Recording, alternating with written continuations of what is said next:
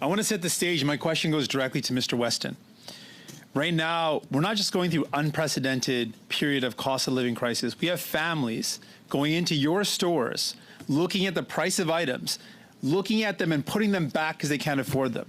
We have families that are struggling to buy food for their kids in this country, in a G7 country. And they look at you and they see you making record profits. How could you justify that when families are struggling to put food on the table for their kids? Thank you. We feel and understand that 95% of Canadians are concerned about food prices. But grocery chain profits are not the reason for food inflation. And as I mentioned... Profit is too much profit. Well, so a company needs some degree of profit. Record profits more than you've ever Mr. made, Singh, ever? Mr. Singh, I'm going to stop you there. Of course, your time is your time, and I can appreciate that. But we've invited, in fact, we've summoned these witnesses to come here. You ask a question. Every member of this committee is expected to be able to hear the response. Certainly. And I need you to certainly be a little bit more mindful of making sure that is. I know it's your time, and I'll give you that discretion, but please don't cross lines here. So back to you.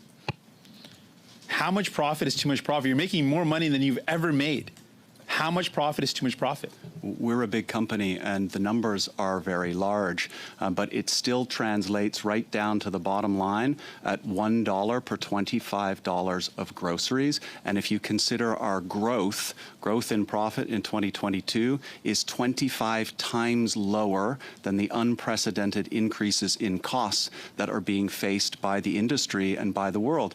And the fact that we have lower food price inflation in Canada than in so many other parts of the world is in part due to the high functioning of our food system here, and in part to the meaningful effort that is being made by the grocery store industry to keep prices as low as possible. With respect, Mr. Weston, you've mentioned this $1 per grocery bit.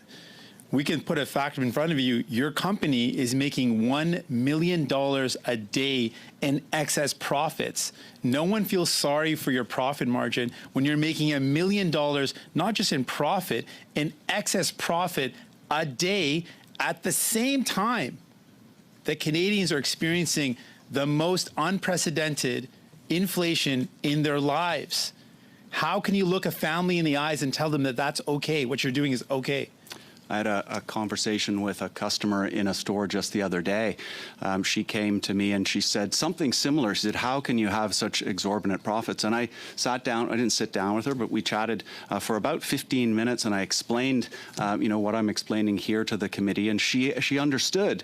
And she said, okay, I didn't realize that. That's not the way it's being characterized, when I read the Globe and Mail or when I read the Toronto Star. And I said, yeah, I said, look, all I can tell you is that this is the truth. This is what's going on. And if we invested, if we didn't raise retail prices as costs went up, the companies that we operate would disappear almost instantly. And that's why this point about low profit margins is so important. 100% of the total profit of the industry could go into lower food prices, and the price of a grocery basket for that customer who I spoke to would still be $24. And that's not to say it's not important, but our ability to affect this change is limited. That's why we need all to work together. How do you square that? How do you square what you're saying with the fact that you're experiencing unprecedented profits while people are struggling? How do you square that with the record bonuses that you and your colleagues are receiving? How do you square that with the excess profits that you're making per day?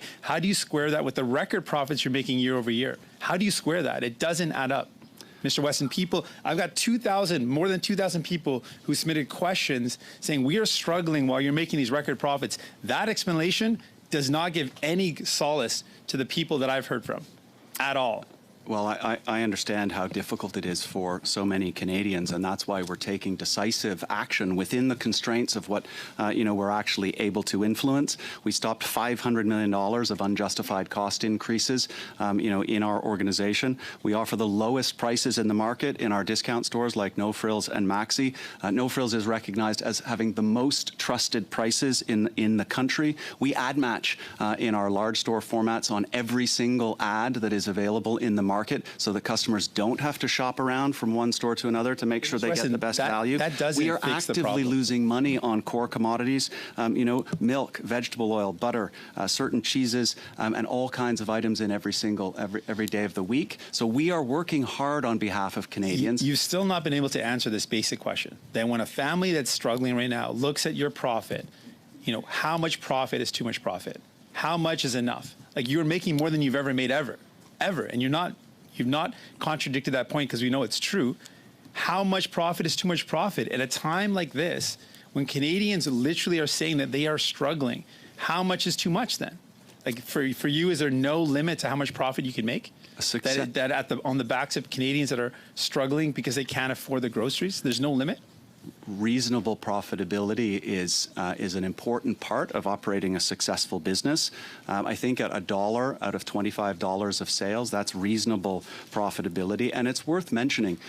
Big numbers. In large enterprises like ours. Let's say our profit, was in and around $1.9 billion last year. Very big number.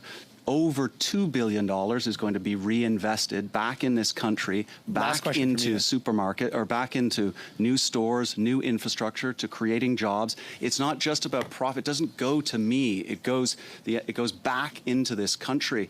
So if you have reasonable, profit levels, actually, gentlemen, sorry, we're going to have to leave it there. I'll let you finish your thought, Mr. Weston. Unfortunately, we're at time. Mr. Singh, I even gave you a few extra seconds to try to make sure that was finished. Mr. Weston, if you'd like to finish out that thought. And then we're going to move on to the next round. I would simply say that our profit levels are reasonable, and we are working hard to lower prices for Canadians in every way that we can. And the profit that we do generate, we reinvest back in this country to create more stores, more services, and more jobs. Thank you.